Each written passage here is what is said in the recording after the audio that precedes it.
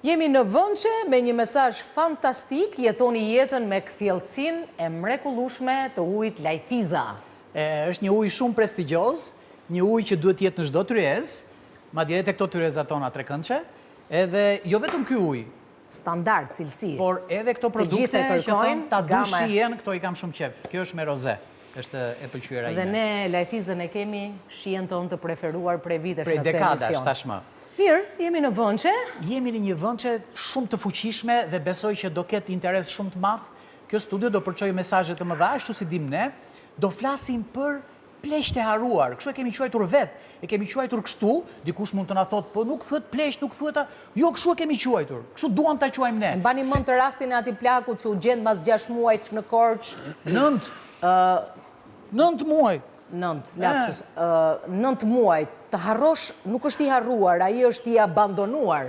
Jo vetëm i harruar. Ka fëmija, ka njerëz, ka komshia, s'ka komshia. Nuk është një rast, janë 15 raste të tilla. Janë 15 raste të tilla. 15 raste të tilla dhe Njerë Erioni prezanton panelin fantastik. Mimoza Kalaja Moçka, një mike dashur e studios ton.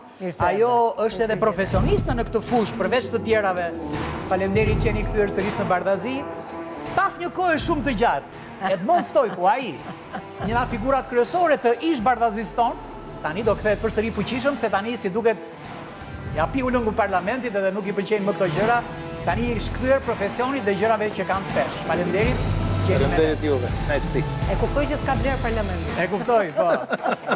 Jani Marka, një pedagog shumë i dashur, një njeri shumë i thjeshtë, shumë serioz. Mirë se erdhe, mirë se erdhe. Një mik i dashur i studios ton rikthehet pas një mungese të vockël, por do ta rikuperojmë sepse ai bashkë me shokët e tij janë marrë shumë gjatë me këtë çështje. Dhe dy bjondet më potente, kush është e dyta? Elida Motro, një entry, një mik e dashur e studios Bardhazi, vjen për herë të parë, por jo për herë të fundit. Ajo është bardhaziste naturaliste, dhe nuk kemi nevojë t'ja shpjegojmë sepse ajo në natyrën e saj ka lindur ashtu siç ne e duam. Me këtë debat të shkëlqyer, me këtë panel të shkëlqyer, do bëjmë një debat edhe më të shkëlqyer. Ne shqiptarët kemi qenë gjithmonë të dedikuar ndaj prindërve tanë. Jemi kujdesur për ta, jemi kujdesur edhe për komshinjt, edhe për prindrit e komshinjve. Kur hoqëm dorën e nga prindrit, si u bëm kështu, më keq se europianët, se të paktën europianët kanë një përkujdesje, i çojnë diku që kujdesen njerëz të tjerë, por nuk i lën vetëm, domethënë të lësh vetëm një plak, siç ishte rasti i Korçës që është ose 10 raste të tjera. Stojku tha janë 15. Po, janë 15. Domethënë ne s'di kemi asgjë. Po, normalisht nëse lejohet ta marr fjalën, domethënë. Lejohet. Vërtet është realisht është fusha ime. Jam mjek në profesion, jam pedagog që jap mësim infermierëve të arshëm dhe stomatologëve, dentistëve të arshëm. Ju flas për moshën e tretë, kam leksionet për këtë temë. Po lori leksionet më nisemi nga tradita, ne kemi në gjenes kujdesin për prindrit. Jam brenda fushës time, kampusit tim, si profesional ashtu dhe universitar. Po. Unë them që nëse ju kujtohet gjithës, këtu besë jemi në mosh, ka qenë shumë interesante. Ka qenë shumë interesante. Një e vërtet është ashtu, është mirë është për vete. Po, ka qenë shumë interesante një fjali që thuesh në kohë të komunizmit, që njeriu për njeriu në kapitalizëm është ujkë. Dhe kjo ujqëri, Lëre, je duke e tjerë përgjigjen, nuk e tjerë vërtet, sinqerisht e them, njerëzit mbas vitit 90 u bën ashtu sistemi. Pse nuk mendon që ishin përpara? Atëherë ne kemi pasi traditë, në fakt kretë normale. Tradita ishte që ishe detyruar të jetojë në një 1+1. Atëherë, ndoshta kushtet ekonomike detyronin procesin. Janë duke folë çfarë ishte, kur themi tradita, kur thua tradita, unë besoj tradita është në çdo vend të duan njerëzit dhe të duan me njëri tjetrin. Nëse vlerat në çdo shoqëri bjeren, gjë e parë që goditet janë ata që janë pafuqishëm, janë fëmijët. Absolutisht, stresat vulnerabël. Pse kush ka më përpara ata që u goditën tani? Unë besoj që në vlerat, ne kemi pas vlerat dyzuara, mendoj unë, para 90-s kanë qenë dyzuara. Kemi qenë brenda, po të pyestin që ato, kush ka dashur aq shumë ti kishte vlerën gjithë jetën? vjerin gjithë jetën. Asnjëri. Domethënë kanë qenë të dyzuara. Po gjithsesi i kanë respektuar. Ka qenë norma kohës. Normë është nëse vlerat nuk janë në një familje. Mendoj që tani janë vrarë vlerat. Mimoza? Atëherë, unë jam një të prezantohem, jam infermiere në profesion dhe kam gati 40 vjetë që merrem me të smurët dhe kam shumë kohë tani të fundit që merrem vetëm me të moshuarit, jetoj 24 orë, në 24 orë sot me 25 të moshuar, pra jetojmë ata, po, në shtëpinë, në qendrën që ne kemi hapur. Bravo. Dhe unë nuk mendoj, po, qendër private, që unë e hapa pas një kohe të gjatë infermiere në QSUT, mendova të shkoputem dhe të bëj këtë duke marrë si nismë nga... E ke nisur si biznes tëndin tani? Po tani, biznes e quajnë institucionet, unë nuk e quaj biznes, unë e quaj mision, sepse të rish 24 orë nuk është biznes, por është një mision. A merë pages në fund të muajt? Po sigurisht, sepse unë marrë pages, pa tjetër. Po shiko, biznesi është, ja 16 orë, po jo 24 orë të rish në punë. Se 24 orë, unë po them që ri 24 orë aty, pa tjetër që duan shërbim 24 orë. Dhe unë më vjen çudi kur dëgjoj që pleq të abandonuar, unë nuk mund t'i quaj të abandonuar, por unë i quaj të abandonuar nga shteti. Për arsye sepse po çfarë detyre ka shteti tani? Ja ta them unë shkollën e kam bërë andej.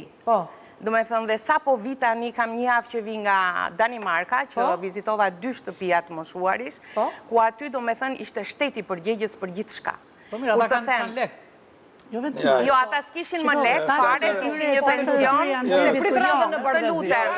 Shiko, është 50% taksat. Semi si shishet e qumë, si diku komunizëm. Të lutem, 50% po tani, shiko, mua mund të më marrin dhe 30 veta në ditë në telefon për të sistemuar të moshuarit prindrit e tyre, sepse janë... Atere ka drejtor Nela që thot që kemi kaluar nga dashuria... 30, po jo, 1 minutë. Pa tjetër? Po ta mbaroj të lutem, sepse unë dua të nxjerr qëllimin, ata nuk janë të braktisur, madje janë shumë të survejuar nga fëmijët e tyre, por problemi është gjithke mundësia e pagesës.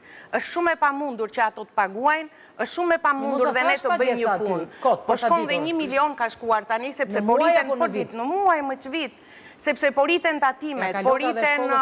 Po sigurisht, më falë, shërbim 24 orë. Pa tjetër, po. Që kjo mosh ka nevojë për solidaritet dhe mendoj që në disa rrafshe, solidaritet në rrafshin familjar, solidaritet në rrafshin e një komuniteti, një lagje, të komshin, dhe solidaritet në nivel institucioni, pra shteti social. Unë nuk mendoj që në tërësit moshuarit janë braktisur, se nëse do ishin braktisur nga fëmijët, atëherë do kishte rënë qeveria Rama, se nuk jetohet me 100.000 lekë pension. Të mos harrojmë që në Shqipëri vinë në vit 1 miliard euro remitanca. Jo, fëmijët nuk i kanë braktisur i dashur. Fëmijët kanë në migracion. Ata janë vetëm. Ata mund t'jenë vetëm fizikisht, por kujdesi monetar vjen nga fëmijët, ka raste... Dakor, po do flasim për një përqindje shumë e vogël. Po nuk është me përqindje e vogël që e kemi gabim, kemi statistikë. Jo, përqindje e vogël që paguajnë. Kemi 64.000. Po jemi në debata. Kemi 64.000. Mua ma ndalove, se mbarova. Ndërpreva ju filluat pra. Okej, dakor. Pra do me thënë, pa tjetër që këto rastet që u përmëndin, që janë abandonuar për muaj tërë, është një sinjal alarmi që nëse nuk merren masa, ka rrezik, unë them janë braktis. Dakor, por jo si thua për masa të mëdha. Është emergjencë sociale. Nëse nuk merren masa sot, kjo do kthehet në fenomen. Do kthehet në fenomen.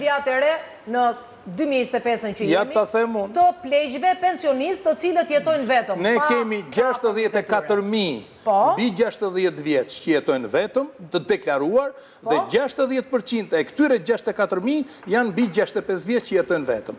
Kjo është emergjencë sociale. Kjo është merë. Do të thënë, nëse ne nuk arrim ta kuptojmë, po s'pam shifrat dhe statistikat, kujdesi publik për moshën e tretë nuk ka më tepër privat shtetëror më tepër se 1.000 shtetër. 332 shtetër ka gjithë shteti shqiptar. Kush kujdeset për këta 65 vjeçar? 6 shtëpi pleq në të gjithë Shqipërinë. Kush kujdeset konkretisht për këta 65 vjeçar? Për askush. Vetëm vetja. Shkova ty, të goj një rast konkret. Nuk është vërtet që nuk kujdeset kisha një person. Unë them statistikë zyrtare. Sepse është shërbimi në banesë, mbase doktor do e di home care. E di shumë. Jo, është shërbimi në banesë, është shërbimi në banesë.